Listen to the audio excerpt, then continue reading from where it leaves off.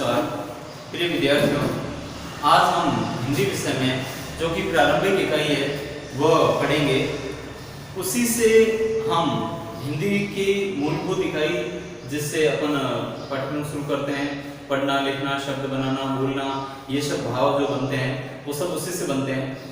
आज की कक्षा में हम वर्ण की सबसे छोटी इकाई, ध्वनि की सबसे छोटी इकाई को पढ़ेंगे, उसका अध्ययन करेंगे। आज हम पढ़ने वाले हैं वर्ण विचार, जो कि हिंदी की मूलभूत इकाई है, सबसे छोटी इकाई है। इसकी परिभाषा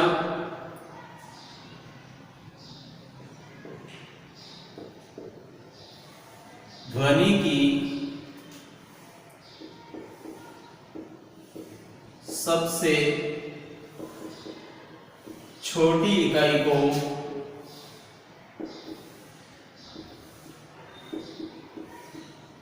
वर्ण कहते हैं।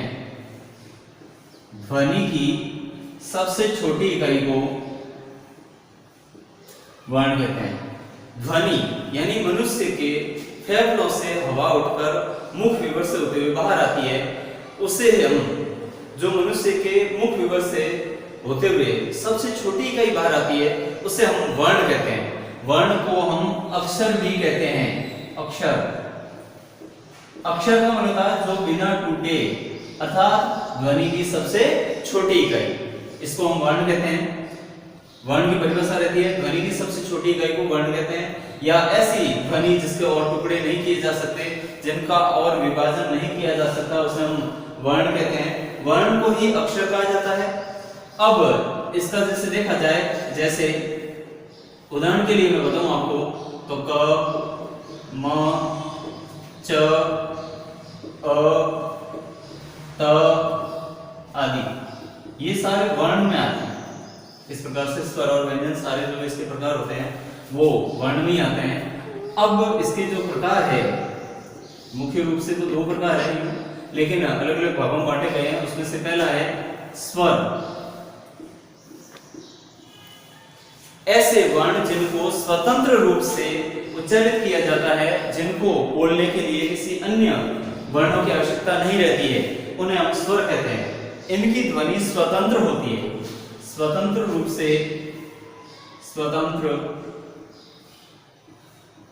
से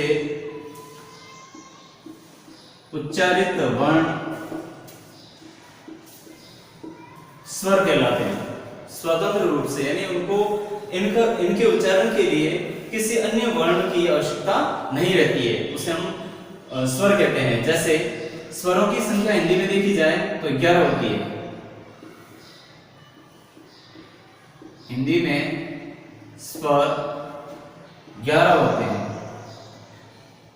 इसमें अपन कह सकते हैं अ, आ, इ, उ, री। इसमें और आता है ए, ऐ, ओ, औ। ये सभी हमारे हिंदी के स्वर है। 1 2 3 4 5 6 7 8 9 10 11। तो 11 स्वर होते हैं। इन वर्ण में भी एक प्रकार है स्वर। ये जो 11 स्वर है, इनमें से भी स्वर वापस दो प्रकार होते हैं। मूल स्वर होते हैं अ, ई, उ और री। मूल स्वर का मतलब होता है जहां से उच्चारण यानी ध्वनि या वर्ण कह सकते हैं, अक्षर कह सकते हैं, जहां से अक्षरों की शुरुआत होती है। इनसे सभी जो पूरी वर्णमाला है वो बनी है। तो इस प्रकार से मूल स्वर होते हैं 4, अ, ई, उ, री। इसके बाद होते हैं संयुक्त स्वर। संयुक्त स्वर 2 या 2 से अधिक स्वरों के मेल से बनते हैं, इसलिए उनको संयुक्त का मतलब भी होता है जुड़ा हुआ। तो संयुक्त स्वर इनके अलावा जितने भी स्वर है, जैसे आ है, ई है, उ है, ए, ऐ, ओ, औ, ये सारे संयुक्त स्वर हैं। तो इस प्रकार से ये अपना स्वर पूरा होता है। इसके बाद में अपन पढ़ेंगे दूसरा इसका प्रकार। वर्ण का दूसरा प्रकार है व्यंजन। स्वर के बाद में दूसरा प्रकार आता है व्यंजन।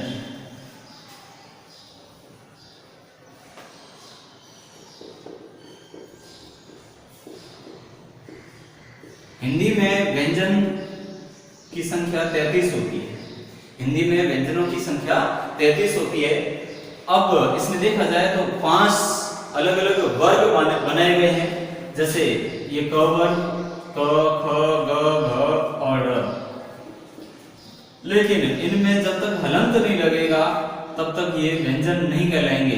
तो इस प्रकार से हलंत लगने के बाद में व्यंजन हो जाता है। अब इसकी यदि परिभाषा भी देखें तो व्यंजन की होती है स्वरों की सहायता से जिनका उच्चारण होता है, जिन वर्णों का उच्चारण स्वर वर्णों की सहायता से होता है उन्हें हम व्यंजन कहते हैं। इनको उच्चारित करने के लिए स्वर वर्णों की सहायता ली जाती है।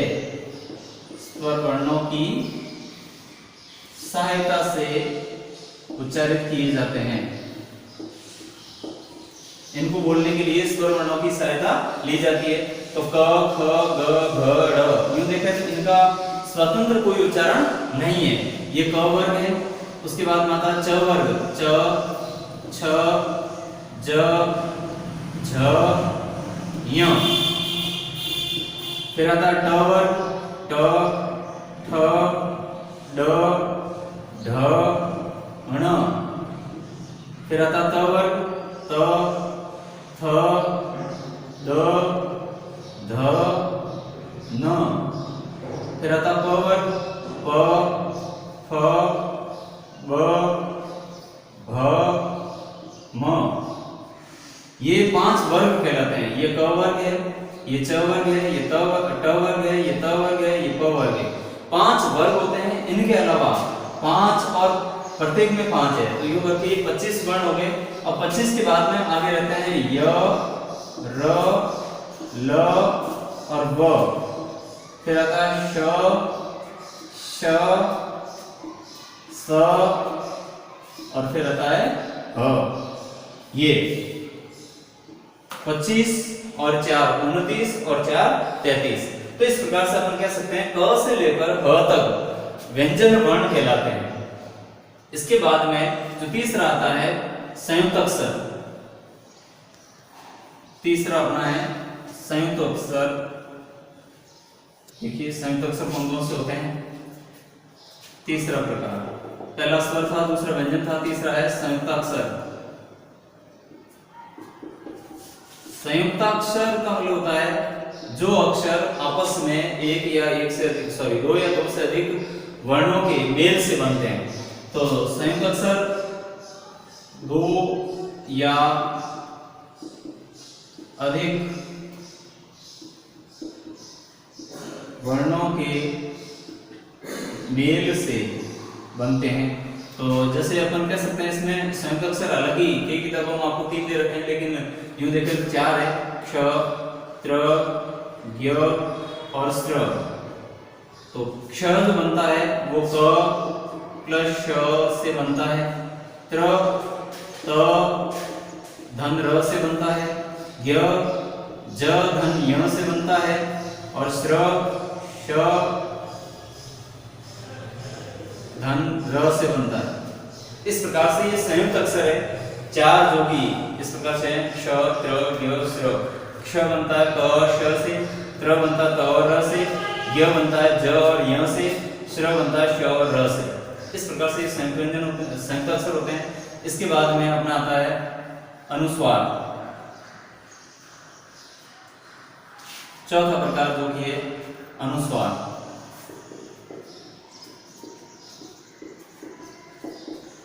अनुस्वार का सिंबल संकेत देखा जाए तो इस प्रकार से ऊपर बिंदी होती है और इसको अपन अपनी भाषा में अंक की मात्रा भी कहते हैं। तो अंक की मात्रा को अनुस्वार माना गया है और ये भी वर्णमाला का एक भाग है, हिस्सा है अंक की मात्रा। अंक की मात्रा ये अमूमन वहां काम आता है जहां पर पंचम अक्षर लगते हो और वो भी हलंत हो। पंचम अक्षर यदि हलंत हो तो वहां पर इसको अनुस्वार को काम में लिया जाता है। जैसे पंचम, इसमें भी देखा जाए तो ये जो अनुस्वार लगा है ये इस प्रकार से होता है प, य, च, म। इसमें ये नियम कहता है कि यहाँ जो अक्षर है उसका ये पंचम अक्षर है, पंचम। जैसे गंगा, तो इसको हालांकि लिखते समय तो इस प्रकार से बोलते समय गंगा ही बोला जाता है, लेकिन जब इसको अपन विच्छेद करेंगे वर्ण विच्छेद, तो इस प्रकार से गंगा ये होगा। तो इस प्रकार से पंचम अक्षर में काम आता है अनुस्वार। उसके बाद में इसका जो पांचवा प्रकार है वह है विसर्ग। पांचवा प्रकार इसका रहेगा विसर्ग, जिसको अपन अह की मात्रा कहते हैं। इसका संकेत होता है दो बिंदियां, यानी अह की मात्रा, अह की मात्रा। अब अह की मात्रा में विसर्ग को काम में लिया जाता है, और ये लिया जाता आधा ह के उच्चारण के लिए, जैसे नमः। इस प्रकार से जहां पर भी जिस भी वर्ण के पीछे ये विसर्ग लगेगा उसमें आधे ह का उच्चारण होगा। प्रातः, तो इस प्रकार से अह का उच्चारण इसमें होता है। इसके बाद में एक चंद्र बिंदु होता है, उसका अनुनासिक भी कहते हैं अपन। अनुस्वार की जगह एक अनुनासिक, जिस प्रकार से अनुस्वार था वैसे एक अनुनासिक भी होता है। अनुनासिक का मतलब होता है जिसका उच्चारण करते समय नाक से आवाज ज्यादा निकले, उसको हम अनुनासिक कहते हैं, और ये चंद्र बिंदु होता है। अब इस चंद्र बिंदु में का उच्चारण जैसे अपन अमूमन तद्भव शब्दों में काम में लिया जाता है, जैसे चांद, ठीक है ना। तो इस प्रकार से ये जहां पर भी लगेगा वहां पर उच्चारण करते समय इसमें जो हवा निकलती है और उच्चारण जो आवाज निकलती है, ध्वनि निकलती है, वो नाक से भी निकलती है। इस प्रकार से आज अपना ये वर्ण विचार पूरा होता है। धन्यवाद।